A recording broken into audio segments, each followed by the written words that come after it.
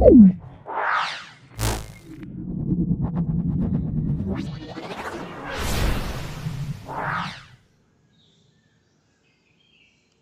আমরা অষ্টম শ্রেণীর পরিবেশ ও বিজ্ঞান, এটা আমরা 14 নম্বর স্কুলটা সলভ করব। সেটা হলো রানীগঞ্জ হাই স্কুল। তোমরা দেখবে 204 থেকে 205 পৃষ্ঠার মধ্যে এটা আছে। এর দুটো পার্ট, ভৌতবিজ্ঞান এবং জীবনবিজ্ঞান, অর্থাৎ ফিজিক্যাল সায়েন্স এবং লাইফ সায়েন্স সম্পূর্ণ সলভ করব। তোমরা ভিডিওটা প্রথম থেকে শেষ পর্যন্ত দেখবে। যদি ভালো লাগে একটা লাইক করবে এবং কমেন্ট সেকশানে কমেন্ট করতে ভুলবে না, এবং কোন ধরনের ভিডিও আরও বেশি বেশি চাও সে বিষয়ে তোমাদের মতামত জানাবে। আজকে চলে আসছি আজকের প্রথম প্রশ্নে। সেটা হলো O2 প্রস্তুতিতে MnO2 হলো উদ্দীপক, অনুঘটক, শয়ন অনুঘটক, বাধক। এখানে মনে রাখতে হবে O2 প্রস্তুতিতে MnO2 হলো অনুঘটক। 2 নম্বর প্রশ্ন হলো কোন পদার্থটির কঠিন রূপ ও তরলে ডুবে যায়?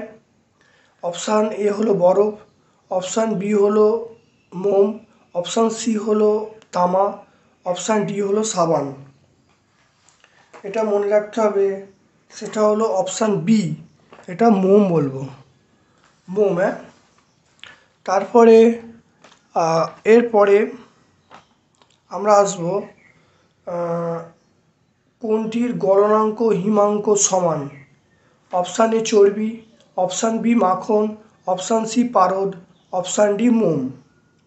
তাহলে এটা মনে রাখতে হবে, গলনাঙ্ক হিমাঙ্ক সমান সেটা পারদের। 4 নম্বর প্রশ্ন হলো অনুঘটের সক্রিয়তা নির্ভর করে আয়তনের ওপরে, ভরের ওপরে, ক্ষেত্রফলের ওপরে, ঘনত্বের ওপরে। এটা হলো অনুঘটের সক্রিয়তা নির্ভর করে, সেটা হলো ক্ষেত্রফলের ওপরে। তারপরের প্রশ্ন আছে, সেটা হলো কোনটি তড়িৎ বিশ্লেষ্য পদার্থ নয়? কোনটি তড়িৎ বিশ্লেষ্য পদার্থ নয়? অপশান এ চিনি, option B sodium chloride, option C copper sulphate, option D potassium hydroxide. তাহলে অপশান এ চিনি, option B sodium hydroxide, option C copper sulphate, option D potassium hydroxide. এটা হলো তড়িৎ বিশ্লেষণ নয়, এটা হলো চিনি, অপশান এ হলো চিনি। তাহলে আজকে আমরা 204 পেজে যে প্রশ্নগুলো ছিল তার সলভ করলাম। এরপরে চলে আসছি 205 নম্বর পেজে। 205 নম্বর পেজে দেখো, এখানে দেয়া আছে সংক্ষিপ্ত উত্তর দাও। প্রথম হলো ঠিক ভুল বলতে বলছে। বিভিন্ন তরল একই উষ্ণতায় ফুটতে শুরু করে। বিভিন্ন তরল একই উষ্ণতায় ফুটতে শুরু করে, এটা কোনোভাবেই সম্ভব নয়। এই বিভিন্ন তরলের স্ফুটনাঙ্ক বা ফোটা বিভিন্ন হয়, তাহলে এটা আমরা লিখব ভুল, এটা ভুল লিখব। 0 ডিগ্রি সেন্টিগ্রেড তাপমাত্রায় 1 গ্রাম বরফকে 80 ক্যালোরি তাপ দিলে অন্তিম উষ্ণতা কত হবে? 0 ডিগ্রি সেন্টিগ্রেড তাপমাত্রায় 1 গ্রাম বরফকে 80 ক্যালোরি তাপ দিলে অন্তিম উষ্ণতা 0 ডিগ্রি সেন্টিগ্রেড হবে। কারণ 80 ক্যালোরি তাপ যদি প্রদান করি তখন সেটা 0 ডিগ্রি সেন্টিগ্রেড তাপমাত্রায় জলে পরিণত হবে। তাহলে অন্তিম উষ্ণতা কত? অন্তিম উষ্ণতা হলো 0 degree centigrade. 3 Fe plus Cu2 plus equal to Fe2 plus Cu, এই বিক্রিয়ায় জারক এবং বিজারক উল্লেখ করতে বলছে।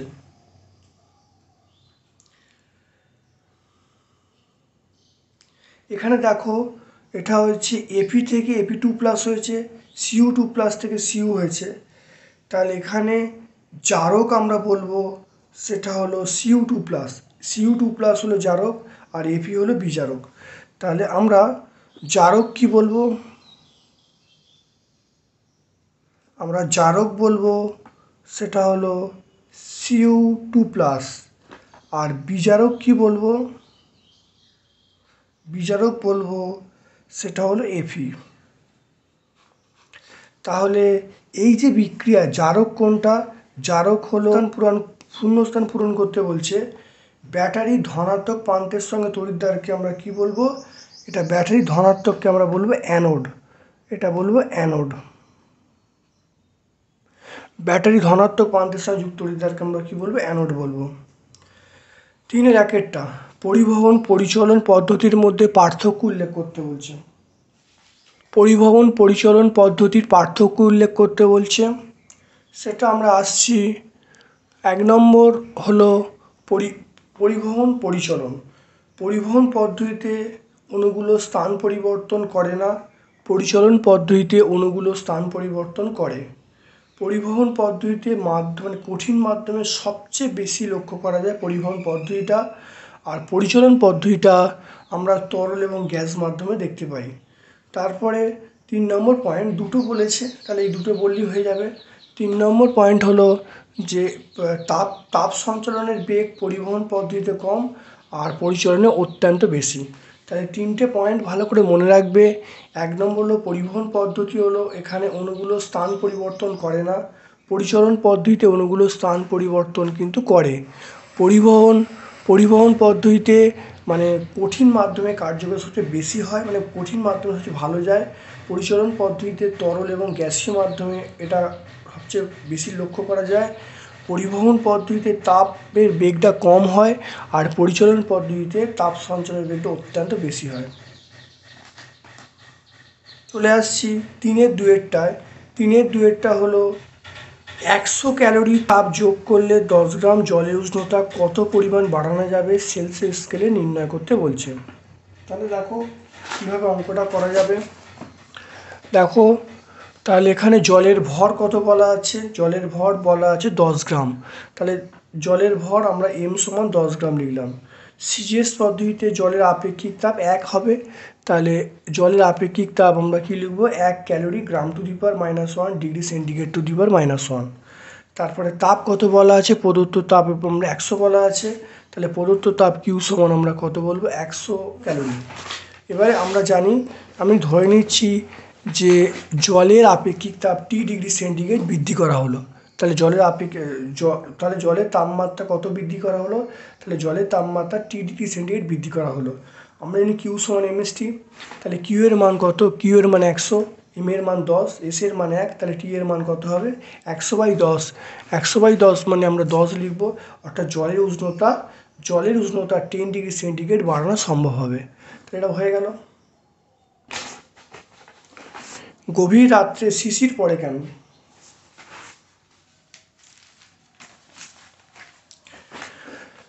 গভীর রাত্রে শিশির পড়ে কেন? দেখে নাও। দিনের বেলা সূর্যের তাপে ভূপৃষ্ঠ এবং সংলগ্ন বায়ু গরম হয়। সূর্য ডোবার সঙ্গে সঙ্গে ভূপৃষ্ঠের উষ্ণতা শিশিরাঙ্কের নিচে নেমে যায় না। রাত্রে ভূপৃষ্ঠ তাপ বিকিরণ করে ঠান্ডা হয়, তখন ভূপৃষ্ঠের বায়ু জলীয় বাষ্প দ্বারা সম্পৃক্ত হয়, আর সম্পৃক্ত হলে তখন তাপমাত্রা শিশিরাঙ্কের নিচে নেমে যায় এবং গভীর রাত্রে শিশির পড়ে। তাহলে ব্যাপারটা হলো যে শিশির পড়ার জন্যে তাপমাত্রা শিশিরাঙ্কের নিচে নামতে হবে। তাপমাত্রা শিশিরাঙ্কের নিচে কখন নামবে? গভীর রাত্রে নামবে, তাহলে তখনই শিশির পড়ে। তাহলে দেখা যাচ্ছে দিনের বেলা সূর্যের তাপে ভূপৃষ্ঠ ও সংলগ্ন বায়ু অত্যন্ত গরম হয়ে যায়।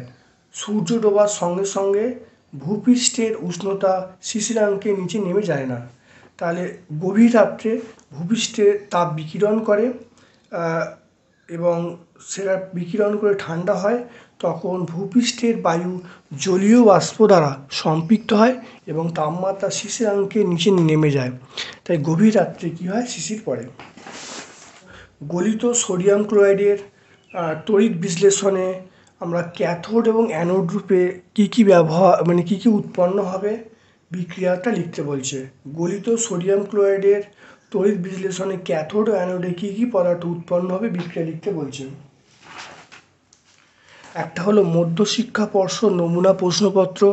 মধ্যশিক্ষা পর্ষদ নমুনা প্রশ্নপত্রে তোমরা দেখবে সেটা 3-এরটা এটা সলভ করা আছে।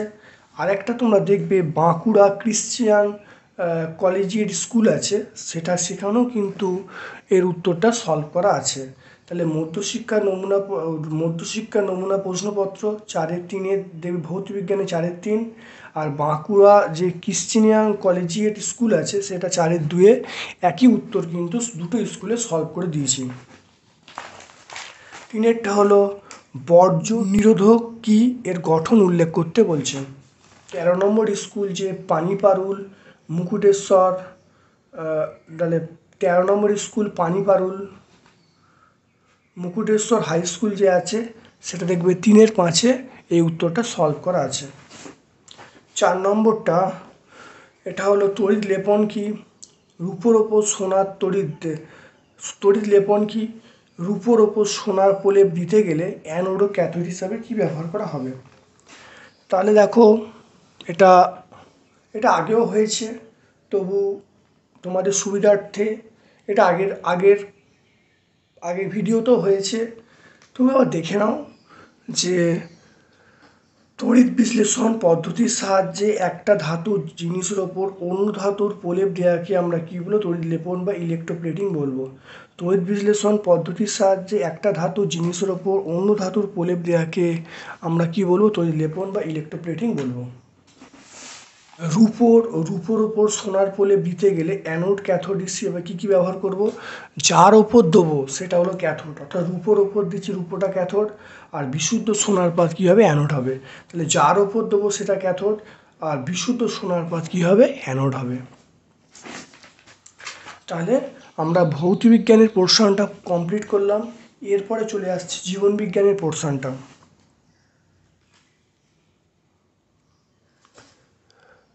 দেখে নাও, গম একটি তন্তুল জাতীয়, ডাল জাতীয়, কন্দ জাতীয় ফসল। মনে রাখতে হবে গম হলো তন্তুল জাতীয়, তাহলে অপশান বি হবে, গম হলো তন্তুল জাতীয় ফসল। রক্তে কোলেস্টেরলের মাত্রা কমাতে সাহায্য করে ক্যাফিন, ট্যানিন, পলিফেনল, ফ্লুরাইড। অবশ্যই চায়ে উপস্থিত যে পলিফেনল, অপশান সি যেটা আছে সেটা হবে, অর্থাৎ পলিফেনল চায়ে উপস্থিত যে পলিফেনল সেটা রক্তে কোলেস্টেরলের মাত্রা কমাতে সাহায্য করে। ডটস পদ্ধতিতে যে রোগের চিকিৎসা করা হয়, কালাজ্বর, স্মল পক্স, হেপাটাইটিস, যক্ষ্মা। অপশান ডি হবে যক্ষ্মা রোগের চিকিৎসার জন্য আমরা ডটস পদ্ধতির সাহায্য নিই। এরপরে আমাদের এই উত্তরগুলো করতে হবে, সেটা হলো অমিল খুঁজে বার করতে বলছে বা বৈসাদৃশ্য খুঁজে বার করতে বলছে। গোলাপ খাস, ন্যাংরা, রত্না, ফজলি। তাহলে গোলাপ খাস, ন্যাংরা, ফজলি এগুলো কি সব আম, কিন্তু রত্না হলো গম। তাহলে আমরা কি বলবো, অমিল, তাহলে কি হবে, রত্না। তাহলে অমিল কি হবে, অমিল হবে রত্না। ভিটামিন এ সমৃদ্ধ একটি ধানের নাম লিখতে বলছে। ভিটামিন এ সমৃদ্ধ একটা ধানের নাম, সেটা আমরা জানি গোল্ডেন রাইস।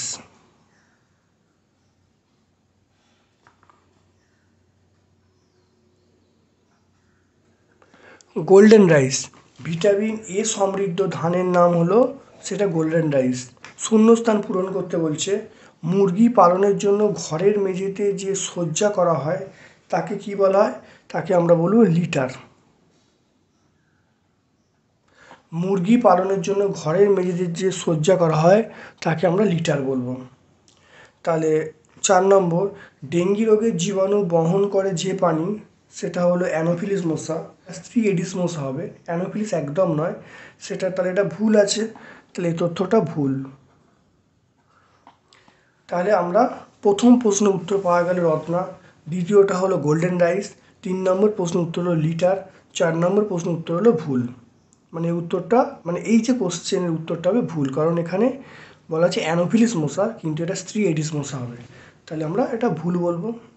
এবার চলে আসছি 3-1 3-1 কার্প বলতে কি বোঝায়, উদাহরণ সহযোগে কার্পের বৈশিষ্ট্য লিখতে বলছে। দেখো সুন্দর করে লেখা আছে, লাইফ সায়েন্সের পোর্শন এটা। কার্প বলতে কি বোঝায়, অর্থাৎ যে অস্থিযুক্ত মাছের মাথায় আঁশ থাকে না, অতিরিক্ত শ্বাসযন্ত্র বা চোয়ালে দাঁত থাকে না বা দাঁত অনুপস্থিত এবং দেহে পটকা থাকে, তাদের আমরা কার্প বলবো। তাহলে মাথায় আঁশ থাকবে না, অতিরিক্ত শ্বাসযন্ত্র থাকবে না, দাঁত থাকবে না, কিন্তু দেহে পটকা থাকবে, তাকে আমরা কি বলবো? কার্প বলবো। যেমন রুই, কাতলা, বাটা এগুলো কার্পের মধ্যে পড়ছে। এবারে মেজর কার্পের যে বৈশিষ্ট্য, প্রথম জানতে হয় মেজর কার্প মানে উদাহরণ কি, সেটা রুই, কাতলা, মৃগেল এগুলো হলো মেজর কার্প। এর বৈশিষ্ট্যগুলো কি কি? 1 নম্বর বৈশিষ্ট্য হলো আকারে বড় হয়। 2 নম্বর বৈশিষ্ট্য হলো তাড়াতাড়ি বৃদ্ধি পায়। 1 নম্বর পয়েন্ট হলো আকারে বড় হয়, 2 নম্বর পয়েন্ট হলো তাড়াতাড়ি বৃদ্ধি পায়, 3 নম্বর পয়েন্ট হলো বদ্ধ জলাশয় সাধারণত ডিম পাড়ে না, আর 4 নম্বর পয়েন্টে উদাহরণটা সেটা রুই, কাতলা, মৃগেল এগুলো উদাহরণের মধ্যে পড়ছে। এরপরে চলে আসছি লাস্ট প্রশ্ন আজকের, যে ম্যালেরিয়া রোগ কোন মশা ছড়ায়? 2টি লক্ষণ লিখতে বলছে। তাহলে দেখো, স্ত্রী অ্যানোফিলিস মশা সেটা ম্যালেরিয়া রোগ, স্ত্রী অ্যানোফিলিস মশা ম্যালেরিয়া রোগ ছড়ায়।